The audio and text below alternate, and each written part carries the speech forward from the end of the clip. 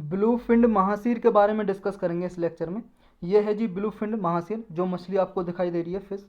ये recently news में इसलिए है क्योंकि IUCN ने इसे महासीर को, ब्लूफिन महासीर को एंडेंजर्ड लिस्ट से निकाल के लीस्ट कंसर्न में डाल दिया है। IUCN क्या है जी? International union for conservation of nature.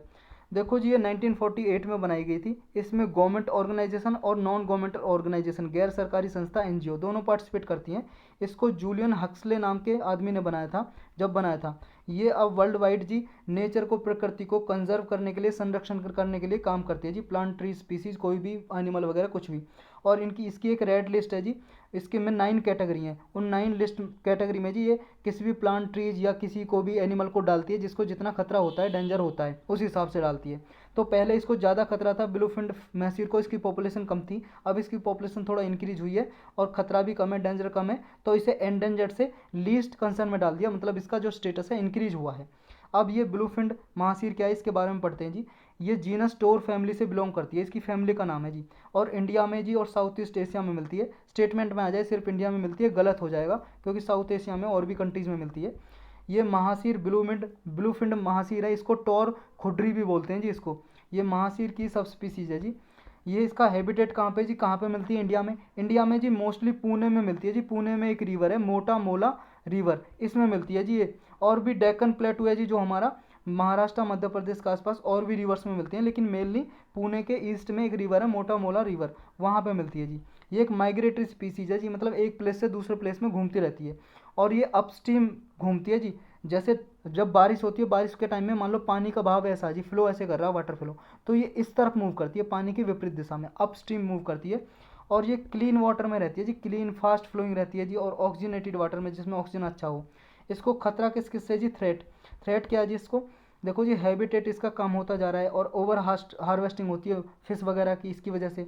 और जो बाकी की फिश रहती हैं पानी में, वो भी क्या जी, इसके जो कंपटीशन रहता है इसका उनसे भी, मतलब एक तरह से उनको, छोटी मछलियों को खाती हैं फिश भी और ये भी, तो बाकी की फिश की वजह से भी इनका थ्रेट है जी। नेक्स्ट है सिग्निफिकेंस। इसके सिग्निफिकेंस क्या है जी, क्या इंपॉर्टेंस है? एक तो जी फ्रेश वाटर इकोसिस्टम इंडिकेटर की तरह काम करती है। मतलब ये जी, ये बताती है, अक्सर वहीं पे रहती है जहाँ फ्रेश वाटर, ताज़ा पानी रहता है, साफ पानी रहता है, ऑक्सीजन अच्छा रहता है। मतलब ये वहाँ पे नहीं है तो बता देगी यहाँ पे डिजॉल्व ऑक्सीजन लेवल क्या है। मतलब डिजॉल्व ऑक्सीजन का मतलब पानी में ऑक्सीजन को ही बोलते हैं जी, डिजॉल्व ऑक्सीजन। वाटर बॉडी में, रिवर में कितना ऑक्सीजन क्या है, इसके बारे में बता देगी जी। मतलब अगर ऑक्सीजन कम लेवल है यहाँ पे, ये निकल जाएगी, चली जाएगी। ये जो ब्लूफिन महासीर है। वाटर टेम्परेचर भी अगर वहाँ ज़्यादा है जी, फिर भी चली जाएगी ये वहाँ से। तो एक तरह से जी क्लाइमेट चेंज जो होते हैं उनके बारे में ये बता सकती है। और ये पॉल्यूशन को बियर नहीं कर सकती, सह नहीं सकती, जहाँ पे पॉल्यूटेड वाटर है, साफ पानी में रहती है। नेक्स्ट है जी कल्चरल। देखो जी, UPSC पूछ लेगी, क्या ये इको सिस्टम इंडिकेटर की तरह काम करती है? जी हाँ, बिल्कुल। इंडिकेटर का मतलब संकेत देती है कि हाँ पर्यावरण में कुछ बदलाव हो रहा है या नहीं हो रहा, काम करती है जी इस तरह से। नेक्स्ट है जी कल्चरल सिग्निफिकेंस क्या है? देखो जी, इसको टेम्पल, बहुत सारी टेम्पल सेंचुरीज में इंडिया में प्रोटेक्टेड किया गया है। एक तरह से सांस्कृतिक और धार्मिक रूप से इसको एक तरह से पूजा जाता है, बहुत सारे लोग इसकी पूजा करते हैं। नेक्स्ट है जी कंजर्वेशन इनिशिएटिव। इसको बचाने के लिए क्या क्या प्रोग्राम चलाए हैं? एक टाटा पावर है जी, प्राइवेट कंपनी है टाटा पावर।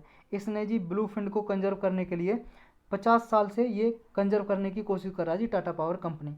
ये कहाँ पे जी? महाराष्ट्र में, पुणे के पास लोनावला एक जगह है, वहाँ पे कर रहा है जी, इसको प्रोटेक्ट करने के लिए। और IUCN का हमने इसका स्टेटस देख ही लिया जी। IUCN की रेड लिस्ट में लीस्ट कंसर्न में आती है। तो यही था जी इस लेक्चर में।